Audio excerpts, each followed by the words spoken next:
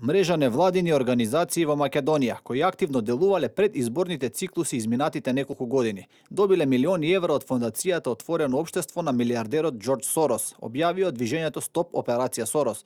Како што велат од ова здружение, парите ги добивале неколку поголеми невладини организации, финансирани од Институтот на Сорос, пошто тие биле разделувани на помали невладини низ целата земја. Според тоа што го велат од движењето Стоп Операција Сорос, таквите донации постојано добивале на интензитет во период пред да има избори во земјава.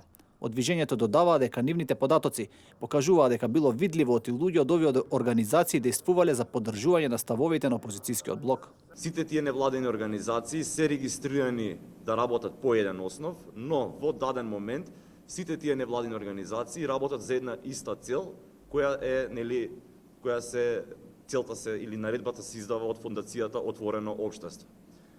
Многу е интересно тоа што паричните средства не доаѓаат директно само од фондацијата Отворено општество, туку средствата се префрлаат од ФОМ Македонија на невладени како Метаморфозис или НВО Инфоцентар. За подоцна овие поголеми 3-4 невладени организации или како што е Хелсиншки комитет да ги пренасочуваат парите кон овие помалите организации низ целата територија на Република Македонија.